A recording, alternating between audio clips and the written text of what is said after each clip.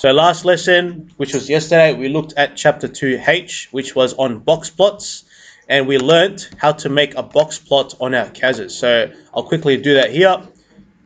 Once, for example, if you've got all your data in your CAS, you've named the column, so don't forget to name the column at the very top. And then you've got your numbers there. It doesn't have to be in order, okay, not a big deal. We go menu, statistics, stat calc, one variable, okay, and then we go okay from there. Or shortcut can be menu 411, okay, and it'll bring you there. So okay, and then you put your variable here, rainfall, okay. Okay, so now you've got obviously your 5-number summary. If it asked you to come up with a 5-number summary, okay, that's what we can use. So you have your minimum, Q1, median, Q3, your maximum. Okay, nice and easy. Now, if you wanted to make this a box plot, we go Control I, so as in a box plot on your CAS. Control I, data and stats, put your variable in the bottom, rainfall. It'll fix up your scatter plot, then you go menu, plot type, and then you go box plot. Okay. Alternatively, you can also go menu. If I asked you, okay, what's the shape of this? Okay, what shape could you describe it as? It looks like it's positively skewed, but it's easier to see if you make it into a histogram and then you grouped it properly. Okay, but for now, plot type, box plot to make it into a box plot. And it'll tell you all the values there as well. And then when he asks you to do a box plot, you just literally just copy that down into your SAC or whatever it might be. So it's a lot easier to do it on the CAS. That's why it makes it. That's why it's important that you get one. Okay. Okay. Cool. All right. Let's move on. So let's do chapter 2I. So make sure you're writing notes for this. So 2I. So what we're going to get into now is, now that we know how to make a box plot, we're going to learn how to compare. So comparing is possibly the most annoying thing for a lot of students because it involves a lot of writing. So if you remember back to when we started this topic, there was a session where we were comparing and talking about the numbers for specific things in a like a bar chart or in a stem and leaf plot. Now we're going to be comparing the different types of graphs. Okay. And namely, you're going to be comparing around 2 sets of data, generally with year 11. Sometimes you'll get 3, but generally it's 2. And you're going to be talking about different variables pertaining to what the graph is saying.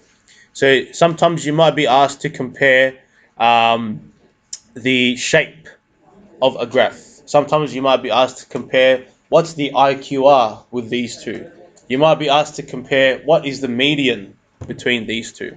Okay, and it could be dependent on the display of the data as well. Here's an example of some comparisons. So the variable maximum daily temperature is numerical, while the city is categorical. I mean, you won't be asked to compare the data types, but mainly the actual numbers. That's what it's going to be asking you to compare. But let me move on because it's a lot of information. So for example here, okay, you have a bunch of data here about the life expectancy of two groups of people. So 1970 and then 2010. Okay, and here you'll be asked to compare, for example, the shape, the center, and the spread. Okay, now what does that actually mean? Shape, center, and spread. So here are the only two actually of what we need to compare, or what it's asking us to compare. So shape. Okay, maybe I would say you should write this down. So when it comes to comparing, you need to talk about the shape, you need to talk about the center, and you need to talk about the spread. 3 things that you have to talk about between both variables. Okay, so let's say you have this back-to-back stem and leaf plot. You have to tell me what's the shape between both of them, what's the center between both of them, and what's the spread between both of them. So let's start first with the shape. So the shape is talking about the skew. So you only have 3 options for the skew. Does anyone remember what they are? They're positively skewed? Good. Very good. So you've got positively skewed, you've got negatively skewed, I'll just put it underneath. Sorry, skewed. And then you've got approximately symmetrical. Okay, those are your three options.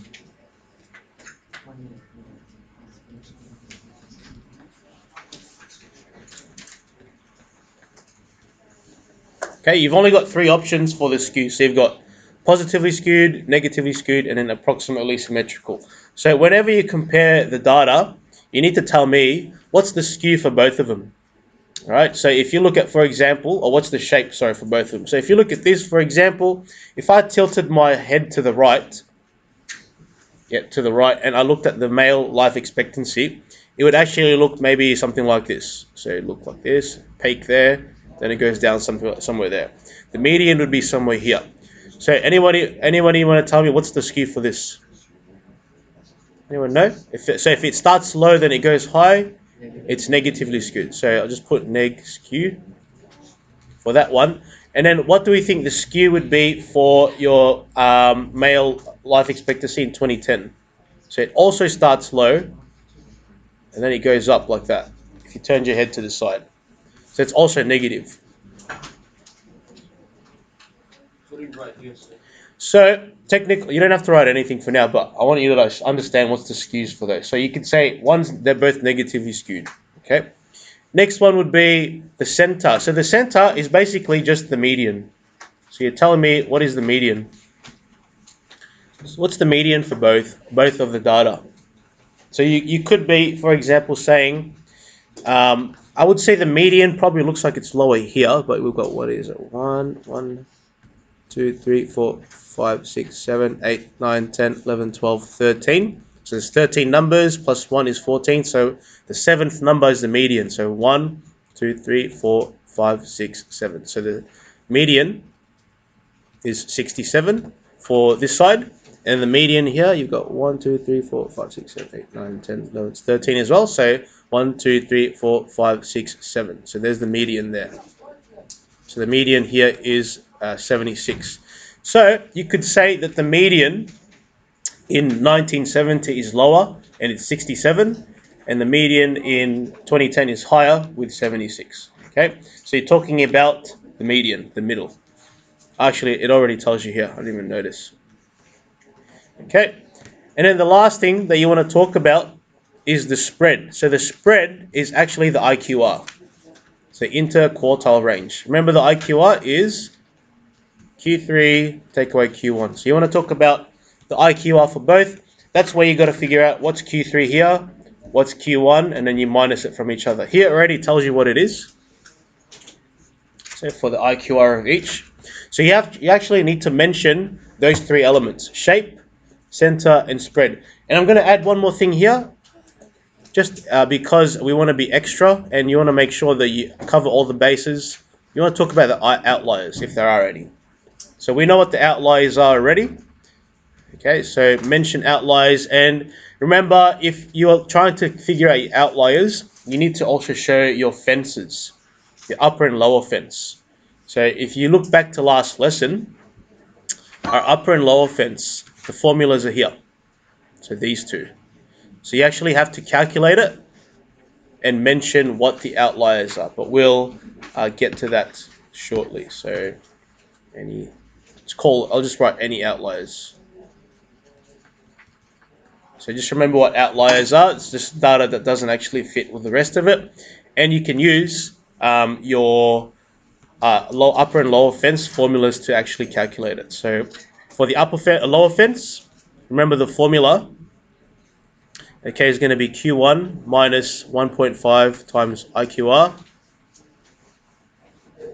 And then for the upper fence, here's another plug. Oops. Q3 plus 1. Good. Q3 plus 1.5 times IQR. So that's how you do the upper fence. So you got to have those two formulas to show that they're outliers. Okay, so let's actually compare some of these. That's already straight into the question. So we might do some of these as an example, and then we'll go from there. So let's look at here these two box plots to actually compare them. So we have the pulse rates of males and females, the resting pulse rates, and we need to mention or talk about the shape, center, and spread for them. Okay. Here you want to make sure that you mention as well outliers because it looks like there's going to be two. But let's go here. So here's an example of what they've written in what the solutions are. So it says here we have to compare the center. So in terms of writing this, it's good to just write it as a paragraph. So let's talk about let's just go in order, shape, center, and spread. So tell me guys, what's the shape for female? What would you say it is? Approximately. Yeah, I would say it's approximately symmetrical. It looks like it goes like this. So if I put this in histogram, it probably looks like this. So I would say the female shape is approximately. So this is where it gets a bit annoying because you do have to do a lot of writing. Approximately, can't spell, is approximately symmetrical. And then you'd have to also say compared to. So what shape would the males be? Which is good. So it's positively skewed. It starts kind of high here, and then it trails off down here with the rest of the data there. So I would say it's approximately is positively skewed. Sorry.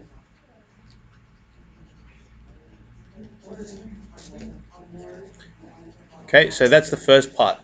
You have to talk about the shape.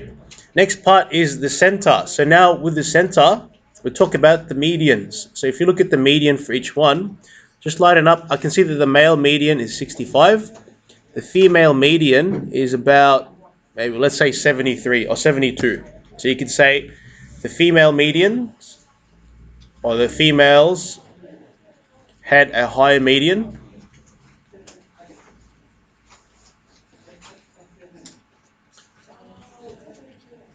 Median. Okay, they have a high median of 70. Let's go 72. That's approximately 72, I think.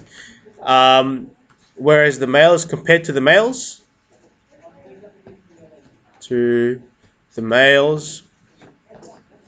with. So notice how I'm actually mentioning the numbers, yeah, with 65.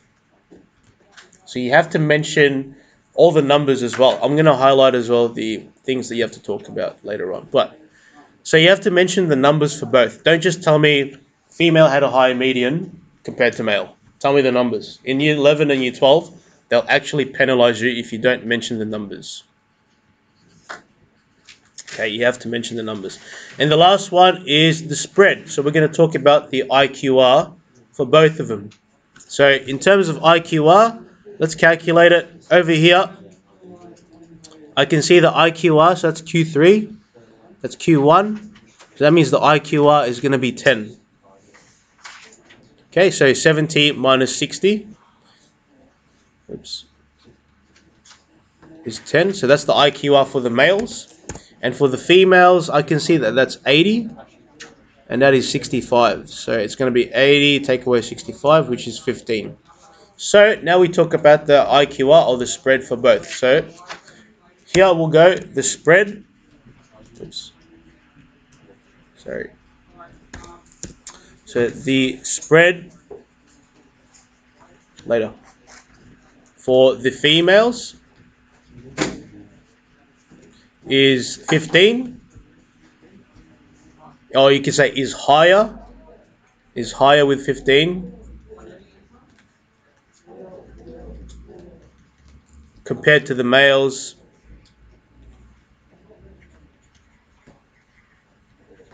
with 10.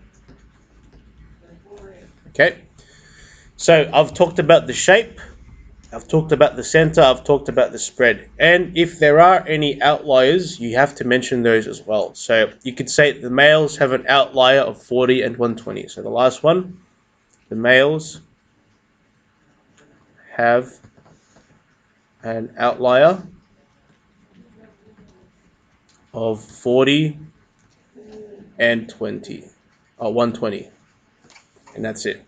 Okay, you have to mention the outliers there. So 4 things to mention when it comes to doing these comparisons. So you have to talk about the shape, which is that. So the shape is the skew. You have to talk about the center, which is your median. You have to talk about your spread, which is your IQR, and then if there's any outliers, you have to mention them. So mention those 4 things when it comes to comparing your data. And if you actually cover all this and you do it properly, you mention all the numbers, okay, that will you'll automatically get full marks for it. Okay, that's what we look for when we do these. So we're talking about the spread, which is the shape, which is the skews. Here you've got also the median, so the actual numbers, you have to mention them. Don't just tell me the actual what's higher, what's lower. You got to tell me what the numbers are. Okay, and then the spread here, which is the IQR, mention the actual numerical value. Okay, don't just give me that, or don't just tell me that one's higher than the other, and then the outliers. So you tell me what the outliers are in the data. Okay. I think one thing that the notes don't cover here, I noticed, is the ability to put 2 box plots in the one graph. Okay, so we're going to do that right now. Everybody get out your CAS. Okay. Actually, are there any questions with this? Everybody get it. So 4 things you got to mention: shape, center, spread, outliers, and we know how to calculate them. Yes.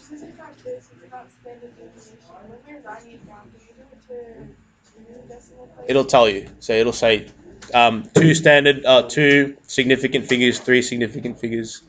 It'll vary. Okay, I'm just going to make up some numbers because we're going to put some data in here.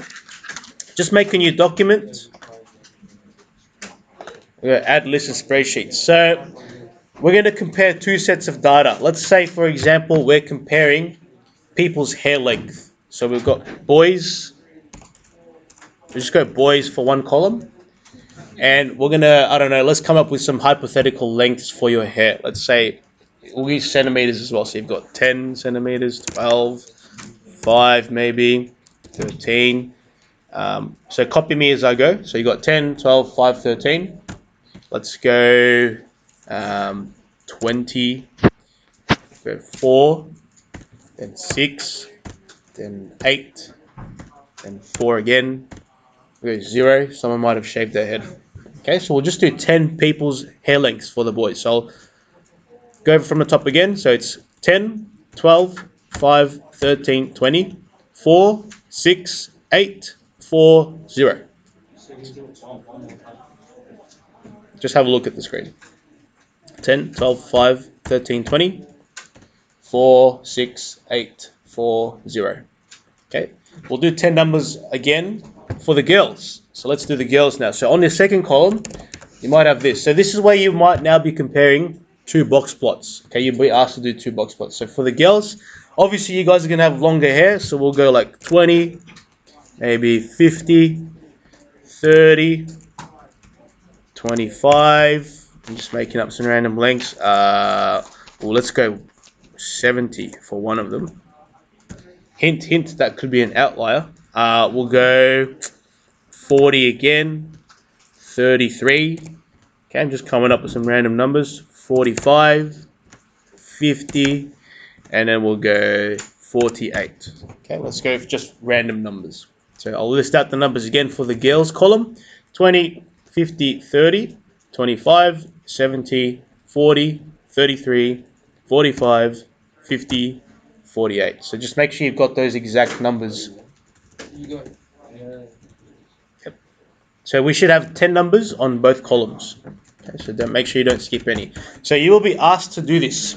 When you get your CFAT or your SAC, you'll be asked to compare some data. So now that we've got both of our data, if we wanted to find the 5-number summary, okay, we go menu, statistics, so menu 411.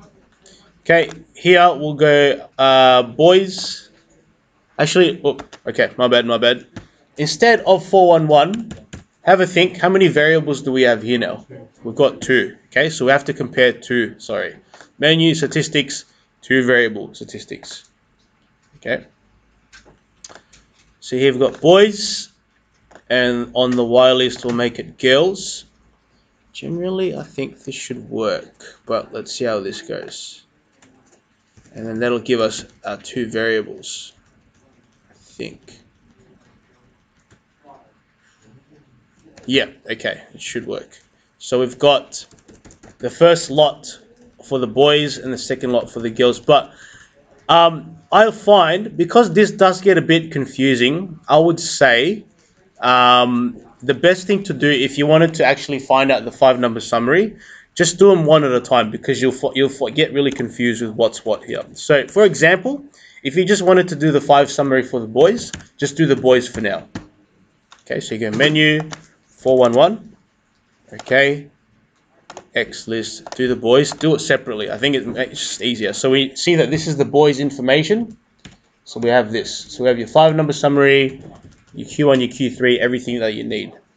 Okay, and then get rid of it and do the same for the girls. So you have the girls as well. It's a good idea to record them both.